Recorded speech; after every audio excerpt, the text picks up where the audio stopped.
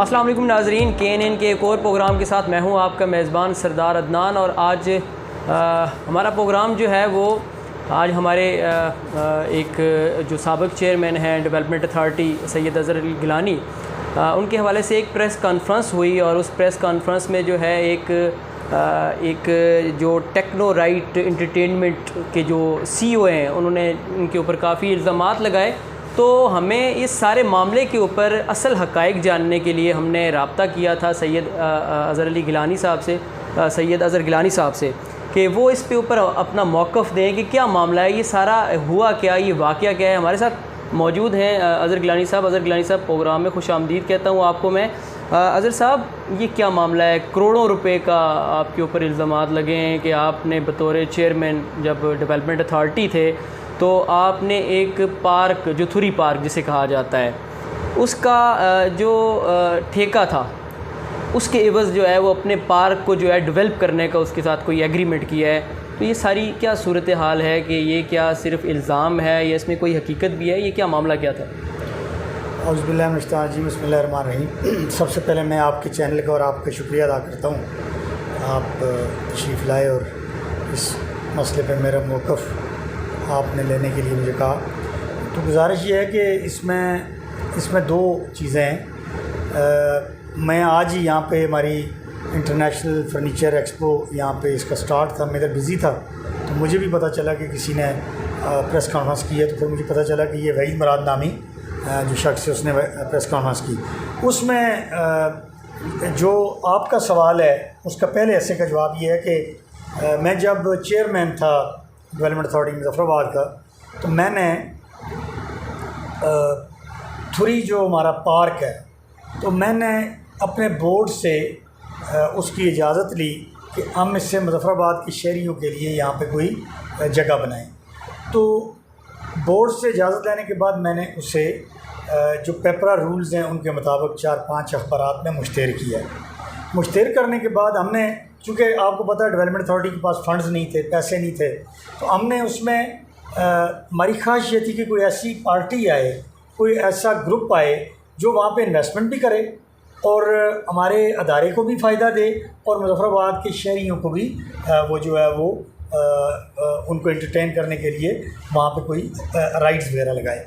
तो बहरहाल वो अखबारात के अंदर इश्तिहार आने के बाद मुख्तलिफ़ कंपनियाँ आईं और उनमें ये कंपनी भी आई, टेक्नो राइट के नाम से जो कंपनी है ये भी आए। तो हमारी वहाँ पे कमेटी थी, उस कमेटी ने उसको वैल्यूएट किया, हमारी जो शराइत थी उनको देख सुन की। उसके बाद इसी दौरान उस वक़्त के जो वज़ीर हुकूमत थे ख्वाजा फ़ारूक साहब, उन्होंने एक लेटर लिखा जी कि चूँकि सल्के का मैं MLA हूँ और मेरी मशावरत के बग़ैर यहाँ पे किसी भी किस्म का मंसूबा जो है वो ना बनाया जाए और उसमें मुझे मेरी मशावरत शामिल की जाए। तो उस लेटर के बाद हमारा इस हवाले से सारा कामकाज रुक गया।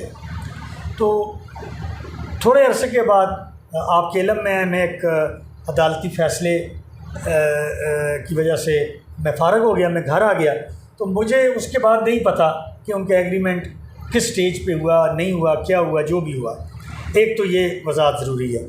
और फिर ये उस दौरान इसने एक आध दफ़ा मुझसे टेलीफ़ोन पे रब्ता किया और मैंने इसको कहा, यार अब मैं चूँकि वहाँ पे नहीं रहा तो आप अब मुतलका जो नए चेयरमैन हैं या जो अदारे के जो लोग हैं उनके साथ रब्ता करें और उन्हीं के साथ इन मामलात को आगे लेके जाएँ।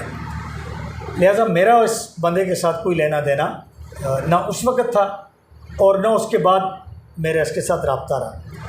तब जब मैं वहाँ से फ़ारग हो गया तो मैंने ये मेरे साथ अज़ खुद यहाँ पे मेरी इधर ये झूले बनाने की फैक्ट्री हैं और वगैरह वगैरह, इसने मुझे यहाँ पे तो मैंने कहा यार चूँकि मैं भी अब अपना पार्क दोबारा बनाना चाहता हूँ, तो अगर आपके पास यही वाली ये राइड्स हैं तो आप मुझे अगर ये बना के दे दो तो मैं उसकी कीमत आपको अदा कर देता हूँ। तो यहाँ पे इसने मुझे बैठ के अपना सारा प्रपोज़ल दिया और मेरा और इसका 1 करोड़ रुपए में हमारा आपस में तय हुआ कि इसने मुझे ये राइड्स जो हैं ये बना के देनी है, जिसकी मैंने आपको थोड़ी बहुत डिटेल भी फराहम की। ये इसने मेरे साथ एग्रीमेंट किया और इस एग्रीमेंट के अंदर इसने ये बात लिख दी कि जी मैं जो है ये उसमें आपको जो है वो एक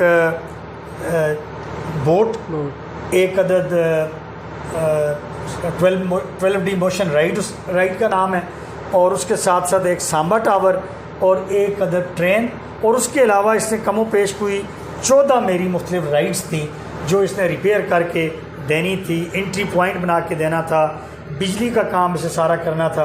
मतलब इन ऑल रिस्पेक्ट इसने मुझे पूरा पार्क 1 करोड़ रुपए में मुकम्मल करके देना था। उसमें मेरे पास मेरे मोबाइल में इसकी वो तमाम ट्रांजैक्शंस मौजूद हैं, इसके तमाम ऑडियो जो मैसेजेस हैं, वॉइस मैसेजेस, वो सारे मौजूद हैं जिस पे हमारी आपस में बातचीत होती रही। तो बाद में ये यहाँ एक मुझे और बात बताएं, देखें जब आप डेवलपमेंट अथॉरिटी के चेयरमैन थे तो जब आपने ये कॉन्ट्रैक्ट उनको दिया जो थुरी पार्क का था, तो बात ये सामने आ रही है कि उस वक्त उन्होंने आपको ऑफ़र की कि अगर हम आपको पार्क बना के दें तो आप हमें 50% का पार्टनरशिप रख लें। तो क्या आपने उस इंटरेस्ट के तहत उसको वो ठेका दिया था थुरी पार्क? देखें, मैंने आपसे जिस तरह पहले अर्ज़ की कि हमारा टेंडर हुआ, टेंडर के बाद ख्वाजा फारूक साहब ने इसको रोक दिया, और ये एग्रीमेंट और ये सारा प्रोसेस जो है मेरे पास ख्वाजा फारूक साहब ने कंप्लीट किया। उन्होंने एग्रीमेंट साइन किया, उन्होंने कॉन्ट्रैक्ट साइन किया, मैंने नहीं किया। मैंने अखबार में इश्तिहार आया और उन्होंने मुझे रोक दिया, उसके बाद मैं फारिग हो गया। तो मैंने तो एग्रीमेंट साइन ही नहीं किया। जब मैंने एग्रीमेंट साइन ही नहीं किया तो फिर जो बात आप कर रहे हैं उसका इंतहाई एहतराम के साथ जवाज़ नहीं है। जहाँ तक ये बात है कि मैंने अगर उसको ये कहा हो, मैं आपके सामने मीडिया के ज़रिए कह रहा हूँ कि मैं तुम्हारे साथ ये कोई डील कर रहा हूँ कि जी तुम थुरी पार्क बनाओ और उसके एवज़ मुझे यहाँ पे बना के दो और वगैरह वगैरह, तो अगर ये बात तो मैंने आपके तवस्सुत से उसको कहता हूँ कि आप भी आएँ, मैं भी बैठता हूँ। तो अगर मैंने ये बात इस तरह की कोई बात मैंने की है तो फिर तो यकीनी तौर पे मैंने गलत बात की है, और मैं उस बात की फिर मुकम्मल तौर पे ज़िम्मेदारी कबूल करूँगा। लेकिन इस बात का तो सिरे से कोई जवाज़ ही नहीं है, इस बात का सिरे से कोई मतलब इसकी कोई हकीकत ही नहीं है। और मेरे पार्क की तो बात ही नहीं हुई। मेरे पार्क की बात हुई है जब मैं चेयरमैनशिप से फारिग हो गया। वो एग्रीमेंट उसके साथ ख्वाजा फारूक साहब ने किया, जो एग्रीमेंट वहाँ डेवलपमेंट अथॉरिटी के अंदर मौजूद है, उसके फुटेजेस मौजूद हैं। उसमें वो बैसियत इंचार्ज वज़ीर डेवलपमेंट अथॉरिटी वहाँ बैठे। ये तो मेरे चेयरमैनशिप से फारिग होने के बाद। मुझे बताएं, जब आप चेयरमैन थे और जब आपने इश्तिहार दिया उसके दौरान जो है इस जो वहीद नामी जो शख्स हैं जो CEO अपने आप को कह रहे हैं, और डेफिनेटली वो CEO ही होंगे, ज़ाहिर है, उन्होंने एक ओपन प्लेटफॉर्म पे कहा, आप पे इल्ज़ामात लगाए और उन्होंने कहा जी कि हमारे जो है 1 करोड़ रुपये से ज़ायद जो है उन्होंने नुकसान किया। तो ये बताएं कि इश्तिहार लगने तक और बिट उसके बाद जो आपने जो ये पार्क बनाना चाह रहे थे उस दौरान इनकी क्या गुफ्तगू आपसे हुई कि ये बीच में उसके बाद ये वाला मामला हुआ कि ख्वाजा फारूक साहब की इन्वॉल्वमेंट हुई और ये मामला सारा उस तरफ चला गया? इस दौरान क्या मामला हुआ? ये अभी ये देखें, ये फुटेजेस हैं जो एग्रीमेंट साइन हुआ, ये ख्वाजा फारूक साहब ने किया। ये मैं आपको दिखा भी रहा हूँ। ये एग्रीमेंट उस वक़्त हुआ, मैं सिर्फ इसको अखबार के अंदर मैंने इश्तार दिया। इश्तार देने के बाद उनका लेटर मेरे पास मौजूद है जो उन्होंने लिखा जी कि ये मैं चूँकि इस हल्के का MLA हूँ, लिहाजा मेरी इजाज़त के बगैर यहाँ पे किसी किस्म का भी प्रोजेक्ट ना लगाया जाए। उसके बाद मैं फारिग हो गया। तो जो बात आप पूछना चाह रहे हैं, फिर आपका उनसे रब्ता क्यों रहा? किसका? जब ये डिपार्टमेंट का मामला था, एग्रीमेंट डिपार्टमेंट ने किया, तो आप वहाँ से क्विट हो गए। अब वो आपका रब्ता उससे क्यों रहा? मेरा तो उससे, जब मैं वहाँ से फारिग हो गया उस दिन से लेके तकरीबन मई तक मेरा उसके साथ कोई रब्ता नहीं रहा। एक बार उसने मुझे फ़ोन ज़रूर किया और मैंने उससे ये कहा कि यार तुम थुरी पार्क के मामले के अंदर आप जाके बात करें डेवलपमेंट अथॉरिटी के साथ, मेरा अब उसके साथ कोई लेना देना नहीं है। उसके बाद मैंने जैसे आपको ये सबूत पेश किया, फुटेजेस बताई, कि उसके बाद वो फिर डेवलपमेंट अथॉरिटी के साथ चला गया।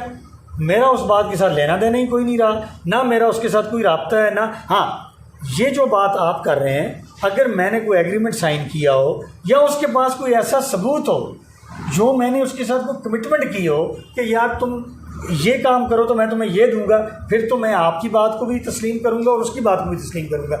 मैं आपसे ये गुजारिश कर रहा हूँ कि उसको आप बुलाएं, मेरे सामने बिठाएं और बिठा के मैं उससे पूछूंगा कि मैंने किस वक्त, किस दिन, किस टाइम पे आपके साथ इस तरह की कोई गुफ्तगू भी की हो, एग्रीमेंट या इस लेन देन या ये सौदा, तो ये तो बहुत बात की बात। अच्छा गिलानी साहब, आपने कहा बल्कि ये जो सारा मामला है इसमें आपने कहा कि मैंने अपना पार्क अपने पैसों से बनाने के लिए उसको पैसे दिए जी।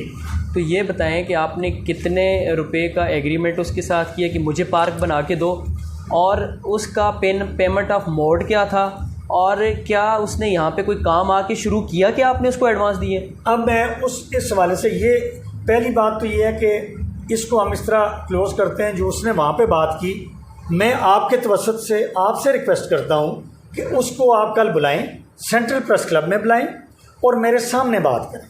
अगर ये बात साबित हो जाए कि मैंने बैसियत चेयरमैन इस तरह का कोई एक लफ्ज़ भी मुँह से निकाला है, तो मैं सेंट्रल प्रेस क्लब के सामने बैठ के, आपके सामने बैठ के उसको मैं ऑन करूँगा। अगर मैंने ऐसी बात नहीं की तो फिर अगर वो उसका इल्ज़ाम उसने लगाया है तो इस इल्ज़ाम को उसने अब अदालत में भी वो प्रूव करेगा, आपके सामने भी प्रूव करेगा इंशाअल्लाह, और हर उस फोरम पे प्रूव करेगा जहाँ पे मैं जाऊँ। एक बात तो ये है। अब आ जाएँ इसके दूसरे हिस्से में। दूसरा हिस्सा इसका ये है कि जब इसने मुझे ये इंट्रोड्यूस किया उस वक़्त कि जी मेरे पास ये कंपनी है जो फ्रॉड है, अब आके हमें ये बात पता चली जब मेरे साथ इसने ये फ्रॉड किया, ना तो ये किसी कंपनी का CEO है, ना इसने एक पेपर के ऊपर टेक्नो राइट लिख के उसको जालसाजी करके डॉक्यूमेंट बना के और हमें उसको प्रेजेंट किया जी कि मैं किसी कंपनी का CEO हूँ, ना इसका कोई पिंडी में ऑफिस है।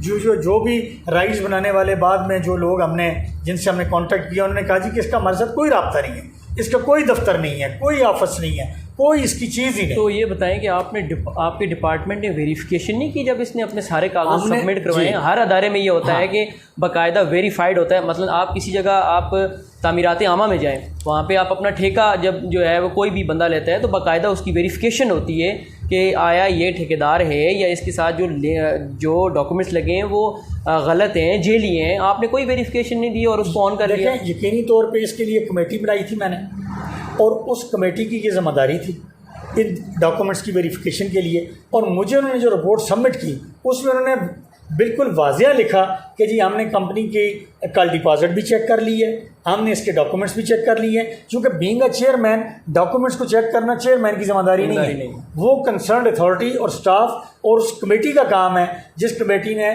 बाद में, क्योंकि देखें ये सवाल आप करें उन लोगों से जिन्होंने एग्रीमेंट साइन किया, क्योंकि जब हमने अखबार में इश्तिहार दे दिया और अखबार में इश्तिहार देने के बाद कंपनी के पेपर आए तो अपनी तो स्क्रूटनी बाकी थी, अभी तो कमेटी का मरला बाकी था। तो ये सवाल तो आप उन लोगों से करें जिन लोगों ने ये MOU साइन किया। ये तो MOU साइन करने वाले लोग बता सकते हैं कि उन्होंने इन डॉक्यूमेंट्स को यानी कि ये सारी जिम्मेदारी आप महकमा डेवलपमेंट अथॉरिटी पर डालते हैं, जो कमेटी बनी जिसने वेरिफिकेशन की, या हम इसको इस तरह कह सकते हैं कि ये सारी जिम्मेदारी ख्वाजा फारूक साहब के ऊपर पड़ गई जब वो इसमें इन्वॉल्व हो गए, जब उन्होंने कहा कि बतौर MLA जब तक मेरी इजाज़त ना हो तो कुछ भी नहीं हो सकता, ये सारी जिम्मेदारी उन पे पड़ गई। यकीनी तौर पे अगर उस वक्त मैं चेयरमैन रहता और मेरे पास ये डॉक्यूमेंट्स आते और इसकी स्क्रूटनिंग होके फाइनल अप्रूवल के लिए मेरे पास चीज़ें आती तो मैं उनसे पूछता कि आपने इसको चेक किया है, इसके डॉक्यूमेंट्स आपने देखे हैं, वो वेरिफिकेशन करने के बाद फिर अगर मैं चेयरमैन होता और आज ये सिचुएशन होती तो मैं रिस्पॉन्सिबल हूँ इस बात का जवाब देने का। लेकिन अब जो मौजूदा सिचुएशन है उसमें वो कमेटी और कंसर्न वो अथॉरिटी जिसने MOU साइन किया वो इस बात का बेहतर जवाब दे सकते हैं कि उन्होंने MOU साइन करने से पहले इन कागजात को चेक किया या नहीं किया। अब आज आप वाले पार्क का मामला, क्योंकि असल सारी सूरत हाल घूम फिर के आप वाले पार्क पे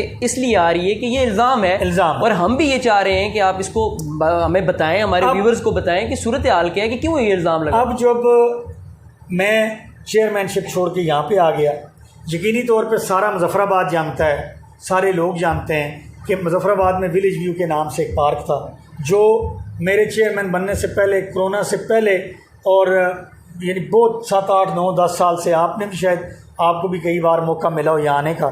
तो जब मैं कवर्ड आया और ये मार्की हमने बनाई तो मैंने वो सारा स्टोर कर दिया सामान। मीनवाइल में चेयरमैन बन गया और वो सारा सामान उठा के हमने एक स्टोर में स्टोर कर दिया। स्टोर करने के बाद जब मैं चेयरमैनशिप से फ़ारिग हुआ, मैं दोबारा अपने बिज़नेस की तरफ आया, तो मैंने फ़ैसला किया कि मैं इस पार्क को दोबारा रीस्टार्ट करता हूँ।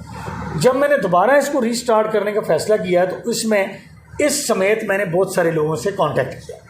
मैंने कहा यार, क्योंकि तुम्हारे साथ मेरा रब्ता हुआ था तो मुझे ये राइट्स चाहिए, तो आया क्या तुम मेरी इसमें कोई मदद कर सकते हो? क्योंकि जान पहचान तो हो गई थी। ये मेरे पास इसी ऑफिस में आया, इसने कहा जी मेरे पास फैक्ट्री मौजूद है, मेरे पास मैन्युफैक्चर मौजूद है। मैंने कहा यार फिर इस तरह करते हैं कि तुम मेरे साथ ये इन राइट्स को बनाने का एग्रीमेंट कर। इसने कहा जी कि मैं आपको ये सारी चीज़ें 1 करोड़ रुपए में ये मैं पार्क आपको फंक्शनल करके दे देता हूँ। उसमें 4 राइड्स इसने बिल्कुल नई लगाने का मेरे साथ वादा किया, जिनमें मैंने पहले आपसे अर्ज़ की कि एक इसमें बोट थी, एक इसमें मोशन राइड थी, एक इसमें ट्रेन थी, एक इसमें सांबा टावर था और एक इसके अंदर स्विमिंग पूल था, जिसको मैंने आपको बताया कि 30 फुट इसने हमें स्लाइड लगा के देनी थी। तो प्लस इसने मुझे ये कहा जी कि आपके पार्क के अंदर ये जो 12-14 राइड्स हैं ये मैं सारी रिपेयर करके पेंट करके इनको फंक्शनल करके आपके हवाले करूँगा और मैं आपसे इस सारे काम का 1 करोड़ रुपया नकद लूँगा और 1 करोड़ रुपए का 80% में एडवांस। ठीक सर।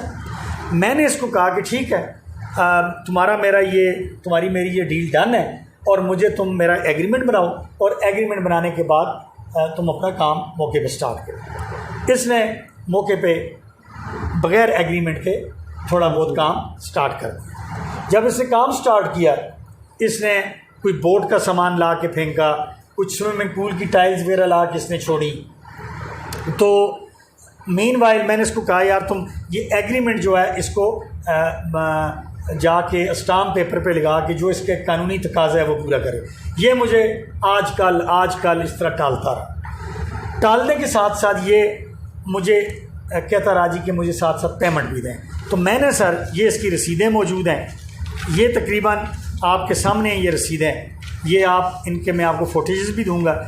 ये 60 लाख रुपए की इसने मेरे साथ ये 4 जो है ना ये रसीदें हैं, इसने मुझसे 60 लाख रुपए नगद लिया और इसका वो पार्टनर जिसका नाम आफ्ताब है वो इसके साथ बैठा हुआ था आज प्रेस कॉन्फ्रेंस में। ये देखें, उसने 5 लाख रुपया मुझसे नगद लिया और 10 लाख रुपए की उसने मुझसे कमिटमेंट की कि ये जो सिविल वर्क है ये मैं करके दूंगा। ये 5 लाख रुपया लेके ये गायब हो गया। आज तक मुड़ के मेरे पास ये बताएं कि ये 5 लाख रुपया आपने कब दिया? दौरान काम दिया, काम शुरू होने से पहले दिया? 4/6/2023 को दिया। 4 जून को 4 जून को शुरू हुआ था। जी इसने काम 4 जून को शुरू किया, लेकिन आफ्ताब को पैसे आपने कब दिए? 4 जून को 5 लाख रुपये उसको मैंने जून में दिया। और इसको ये ज़रा मोबाइल मुझे दें, इसमें मैं आपको बिल्कुल ये आप चूँकि लाइव प्रोग्राम कर रहे हैं, मैं आपके सामने इसका सबूत देता हूँ कि ये जो आपकी तसल्ली के लिए और आपकी इंफॉर्मेशन के लिए आज मैं ये आपसे शेयर कर रहा हूँ। इसने मुझे ये कहा सर कि मैं आपको ये इसने भेजा सर 7 मई को ये तस्वीरें भेजी। ठीक है, 7 मई, ठीक है सर। और 7 मई को इसने मुझे ये कश्ती और ये राइड्स ये तस्वीरें भेजी, ये स्विमिंग पूल भेजा, ये इसने मुझे अकाउंट नंबर भेजा और ये इसने मुझे 24 मई को ये मैसेज किया। अजहर साहब आप किधर हैं? मैं मार्की की तरफ आ रहा हूँ, तो कुछ मीटिंग करें सर हमारे साथ, बिल्कुल आगे काम रुका हुआ, मैं भी आपके काम के लिए रुका हूँ। मैंने पिंडी जाना है एक्चुअली लाजमी, तो मैं ये काम करवा के जाना चाहता हूँ। तो मैंने राइट्स वाले भी बुलाए हुए हैं बंदे, तो अब क्या सिचुएशन है आगे कुछ क्लियर करें सर मुझे। और दूसरी बात ये है कि वो सर्वे वाले ने भी अपना कोई डॉक्यूमेंटेशन नहीं की, वो आगे डिज़ाइनर भी वेट कर रहे हैं। तो ये सारे मामला आता सर, पहले इसको करना है तो फिर हम जल्दी करें ताकि ये फिर सीज़न भी आउट हो रहा है। सीज़न भी आउट हो रहा है, ठीक है। इसने मुझे सीज़न के नाम पे ब्लैकमेल किया और इसने मुझे कहा जी कि मैं ये वाला जो स्विमिंग पूल है जो आपने अभी देखा जहाँ पे कुछ भी नहीं है, ये इसने मुझे कहा जी हम 14 जून को आपको कंप्लीट करके देंगे। और एग्रीमेंट में भी लिखा है, एग्रीमेंट में चीज़ें भी लिखी हैं, एग्रीमेंट में ये चीज़ें लिखी हुई हैं, ठीक है सर। जब मई भी गुजर गया और इसने मुझे कहा जी कि ईद उल अज़हा पे हम आपकी ओपनिंग करेंगे। ईद उल अज़हा नज़दीक आई तो तो मैंने इसको कहा यार ईद उल अज़हा तो ये आ गई। इसने फिर मुझे डिफरेंट ये मैसेजेस किए, ये देखें सर काइंडली पेमेंट सेंड कर दें बिकॉज हमने मज़ीद सामान परचेज़ करना है, ये 6 जून की बात है। ठीक है सर। उसके बाद ये मुख्तलिफ मैसेजेस, ये 9 लाख रुपये। फिर मैंने ये मुझे कहता है मैं लाहौर हूँ और मैंने लाहौर की वजह से इसको मैंने 7 जून को ये 9 लाख रुपये मज़ीद भिजवाया। ये आपके सामने इसकी रसीद मौजूद है। अब जब जून भी गुजर गया, मई भी गुजर गया, यहाँ पे दोबारा आया, इसने कहा जी मेरा ये मसला हो गया, वो मसला हो गया, मेरे साथ लोग फ्रॉड कर गए, मेरे साथ मैन्युफैक्चरर फ्रॉड कर गए। अब हम आपकी 14 अगस्त को कमिटमेंट देते हैं कि हम इसकी इनोवेशन करेंगे, आप हमारी पेमेंट मज़ीद हमें दें। आखिरी 7 लाख रुपये अभी ये मुझसे लेके चला गया और 60 लाख रुपया इसने मुझसे पेमेंट की और मौके पे। अच्छा गिलानी साहब, अभी हमने देखा कि हमें जो 60 लाख रुपए आपने दिए, 60 लाख एक बड़ी अमाउंट होती है, उसके बदले जो आपने हमें विज़िट करवाया तो वो काम जो वो दावा कर रहा है कि मैंने तो 90% काम मुकम्मल, हम तो देख रहे हैं कि वो तो मेरे हाल में 1/3 भी नहीं हुआ, मतलब 30% भी काम हम ये समझते हैं कि नहीं हुआ। तो वो क्यों क्लेम कर रहा है कि मैंने 90% किया और आप कह रहे हैं कि मैंने जो है वो 60 लाख रुपये दे दिया? सर मैं यही आपसे अर्ज़ कर रहा हूँ ना, मैंने तो आपको विज़िट करा दिया। अब मैंने उसको ये कहा आप उससे ये पूछें कि तुमने पूल का कोई काम करवाया, आप उससे ये पूछें तुमने ट्रेन का कोई काम करवाया, आप उससे ये पूछें तुमने डाजिंग कार का कोई काम करवाया। यानी जो इस एग्रीमेंट के मुताबिक उसकी जॉब थी, आप मेरे सामने बिठाएं ना, बिठा के पूछें कि तुमने ये काम किए। अगर तुमने ये काम किए होते, 14 अगस्त को मेरी इनॉग्रेशन हो जाती, तो फिर तुम्हें प्रेस कॉन्फ्रेंस करने की ज़रूरत ही नहीं थी। फिर मेरा तो 15 लाख रुपये टोटल बैलेंस था, वो तुम्हें मैंने दे देना था। अब इसने मेरे साथ किया फ्रॉड। मैं चला गया पुलिस स्टेशन। मैंने पुलिस स्टेशन जाके दरख्वास्त दी। मैंने कहा सर इस तरह एक बंदा आया है, इसने मेरे साथ ये फ्रॉड किया है। ये मैंने SHO साहब को दरख्वास्त दी, उसमें मैंने अपने सारे हक़ाइक़ लिखे। SHO साहब ने इसको, मुतलका जो हमारे सिटी के SHO साहब हैं, उन्होंने इसको बुलाया और बुला के इसने कहा जी कि ये जो दरख्वास्त आई है इसके बारे में आप अपना मौक़िफ़ दें। उसने SHO साहब के सामने बैठ के 100% मेरी तमाम बातों को तस्लीम किया, मेरी तमाम बातों को तस्लीम किया। और फिर SHO साहब ने कहा जी कि अब इसकी रिटन स्टेटमेंट हम ले लेते हैं, आप अब बताएं। मैंने इसको कहा यार तुमने जो मेरा मौके पे काम किया 60 लाख के अगेंस्ट जितना बनता है, अगर 60 का 60 बनता है तो साफ क्लियर। अगर मेरा कोई बैलेंस बचता है तो तुम मेरे साथ साफेमी करो और साफेमी करके या मुझे पैसे वापस दो या मेरा काम मौके पे कंप्लीट करो। ये हमारा बैठ के इसके साथ रिटर्न एग्रीमेंट हो गया। रिटर्न एग्रीमेंट के बाद वो पुलिस के पास स्टेटमेंट मौजूद है। इसने हमसे 3 हफ्तों का टाइम लिया और 3 हफ्तों का टाइम लेने के बाद ये गायब हो गया। इसका मोबाइल भी पावर्ड ऑफ हो गया, सब कुछ। फिर मैंने पुलिस को ये कहा कि ये फ़लाँ जगह रहता है। जो इसने कहा ना मेरा सामान चोरी करके ले गए, उसके ऊपर मैं इसके उनका ये दावा है जी कि मैं यहाँ से घर में नहीं था तो कहीं बाहर चला गया था और मेरी गिलानी साहब से फ़ोन पे बात भी हुई थी कि मैं यहाँ नहीं हूँ, मैं इस्लामाबाद हूँ या गलबन कोई इस तरह का किसी जगह का नाम लिया था कि मैं उधर हूँ, तो मैं आके बात करूँगा। तो उस दौरान वो कह रहा है कि इल्ज़ाम ये था कि आप गए घर और आपने वो ताला तोड़ा और वो सारा सामान लेके आप आ गए।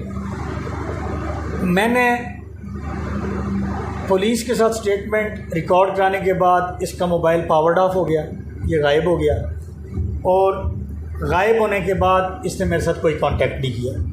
फिर मुझे अपने ज़राए से ये पता चला कि ये यहाँ से रफू चक्कर हो रहा है, तो मैंने पुलिस को इन्फॉर्म किया। मैंने कहा जी ये रफू चक्कर हो रहा है, लिहाजा मैं इसके लॉन में कुछ सामान पड़ा हुआ है, मैं वो सामान ज़ब्त करता हूँ। चूँकि मेरा इसने 30-40 लाख रुपए का ये मकरूज़ है, अगर ये यहाँ से भाग के बैरून मुज़फ़्फ़राबाद चला गया तो मेरे लिए इसको तलाश करना मुश्किल हो जाएगा।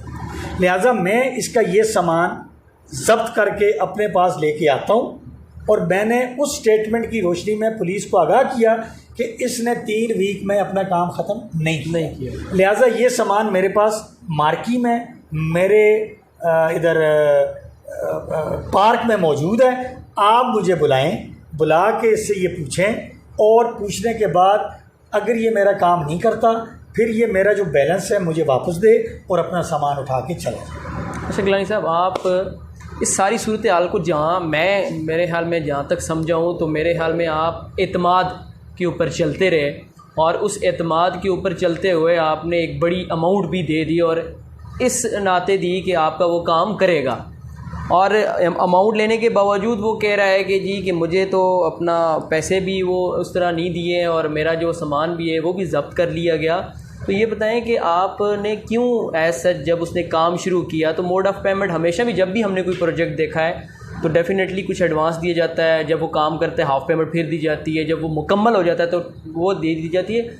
इस मामले में आप क्यों वो कमज़ोर है? कमज़ोर है सर, जब मेरी इसके साथ बात हुई इसने कहा जी राइट्स के बिज़नेस में चूँकि मार्केट से चीज़ें परचेज़ करना पड़ती हैं और मुख्तलिफ़ जगहों से हमें सामान उठाना पड़ता है, लिहाजा हमारा रूल ये है इस बिज़नेस के अंदर कि हम 80% पेमेंट जो है ना एडवांस लेते हैं। फिर जब इसने मुझे ये पिक्चर्स भेजी अपनी, जो मैंने आपको पहले ही मैंने आपको दिखाई भी हैं, ये वाली, ये कहने लगा जी ये सारे मेरे पास सामान अवेलेबल है और तैयार है, और उसमें ये बात आपकी दुरुस्त है, मैं इससे इत्तफाक करता हूँ कि मुझे इतना ब्लाइंड कॉन्फिडेंस नहीं करना चाहिए था, मुझे इतना एतमाद नहीं करना चाहिए था। लेकिन जब इसने पूल की टाइल्स लाई, बोर्ड का कुछ सामान लाया और फिर ये रहता भी मेरे बिल्कुल पड़ोस में था, तो मैंने कहा ये किधर इसने जाना है, और ये मैं चूँकि कारोबारी आदमी है, इसने ठूरी पार्क का ख्वाजा फारूक साहब से और डेवलपमेंट अथॉरिटी से इतना बड़ा प्रोजेक्ट लिया हुआ है, तो इसने भाग के तो कहीं जाना नहीं है। तो लिहाजा फिर मैं इसको वक्तन फ़क्तन कहता रहा कि यार वो एग्रीमेंट साइन कर दो ताकि हमारे दरमियान एक जो चीज़ तय हुई है वो हमारे दरमियान एक डॉक्यूमेंट रहे। इसने कहा गिलानी साहब आज कर लेंगे, कल कर लेंगे, परसों कर लेंगे, और इसने मेरे ऊपर पैसों का जोर रखा, और उसमें जो इसके मैसेजेस आते रहे, मैं भी उसमें, चूँकि इसमें एक साथ लोकल बंदा भी था जिसका मैंने आपको बताया वो आफ्ताब, जो मेरे साथ 5 लाख का फ्रॉड करके गया, तो उसके लिए अलहदा मैंने जो है दरख्वास्त जो है वो थाने में दी है। अब मेरा आपके तवसत से एक मुतालबा है, वो मुतालबा मेरा ये है और मेरी ये डिमांड है कि आप उसने प्रेस कॉन्फ्रेंस कर दी, मैं आपके शुक्रगुज़ार हूँ कि आपने मेरा मौक़िफ़ लिया, आप उसको कहें जी कि वो प्रेस क्लब दोबारा आए, 10,000 रुपया प्रेस क्लब को मैं दूँगा फीस, मुझे भी सामने बिठाया जाए, उसको भी सामने बिठाया जाए, और साथ पुलिस की वो रिटन स्टेटमेंट जो पुलिस ने हमारे दरमियान सेटलमेंट की वो डॉक्यूमेंट भी सामने लाया जाए। अगर मैंने इसका 1 रुपया भी ज़ाया किया है या मैंने इसका 1 रुपया नुकसान किया है तो सेंट्रल प्रेस क्लब में मैं बैठ के उससे माफ़ी भी मांगूंगा और सारे नुकसान का अजाला भी करूंगा।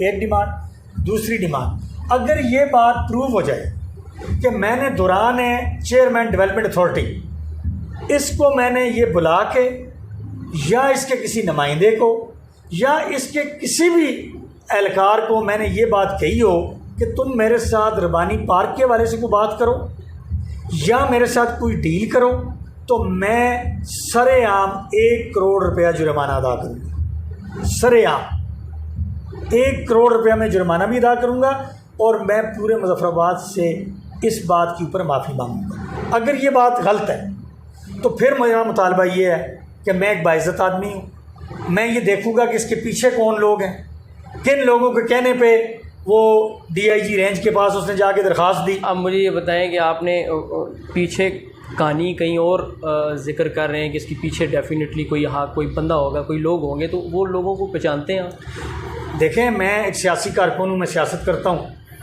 और मैंने आपको बता दिया कि अल्लाह के फजल करम से मैं इस मामले को छोड़ता नहीं।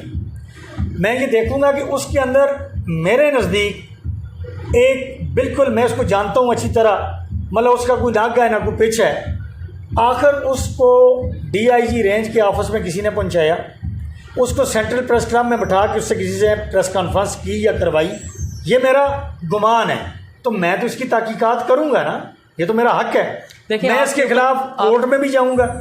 मेरी बात कंप्लीट होने दें। मैं इसके खिलाफ 10 करोड़ रुपये जाने का दावा दायर कर रहा हूँ, मैं कोर्ट में इस्तगासा दायर कर रहा हूँ, मैं तो इसके मंतकी अंजाम तक लेके जाऊंगा।